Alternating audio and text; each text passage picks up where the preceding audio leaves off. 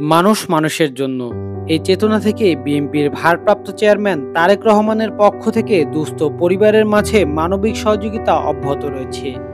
এরই ধারাবাহিকতায় এবার পিরোজপুরের জিয়ানগর উপজেলার বালিপাড়া ইউনিয়নের ৩ নং ওয়ার্ডের হতদরিদ্র নারী শাহিনুল বেগম পেলেন একটি নতুন ঘর।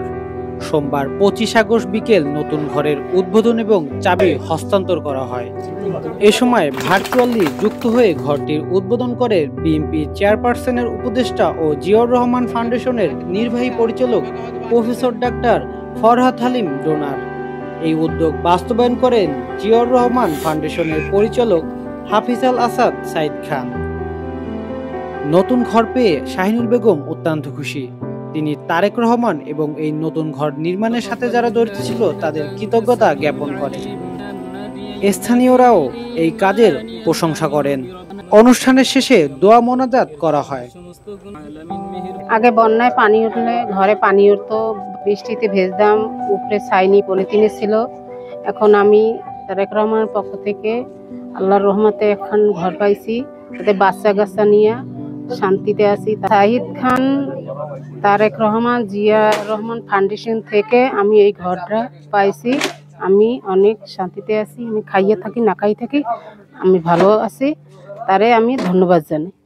এই ঘরটি এখানে আমরা অনেক আগে একবার এসেছিলাম, তখন এই ঘরটি পলিথিনের ছাউনিতে ছিল এবং তারা এখানে বৃষ্টি যখন আসতো তারা খুবই সারা বৃষ্টি বাহিরের থেকে ভিতরে পড়তো।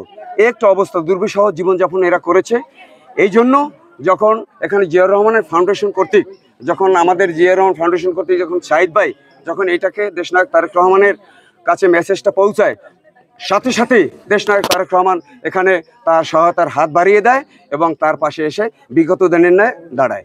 রহমান স্যার এটা উপহার হিসাবে সাইদ খান ভাইয়ার মাধ্যমে বাস্তবায়ন করেন এবং আমরা যখন এটা পর্যবেক্ষণে আসি, প্রথমে পর্যবেক্ষণে এসে দেখি তখনও বৃষ্টি ছিল, ঘরের মধ্যে পানি পড়ছিল, ঘরের ফ্লোরে কাদা, মেঝোতে প্রচুর কাদা হচ্ছিল এবং পলি দেওয়া, ঘরের ছাউনি ছিল না, ঠিক মতো বেড়া ছিল না।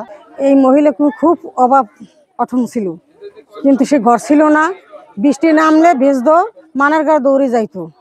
তারপর অনেক ই করে দেশের এই গ্রামের অঞ্চলের যারা ছিল তারেক ভাইয়েরই, তারা এই ঘর ডাইনিয়া দিছে।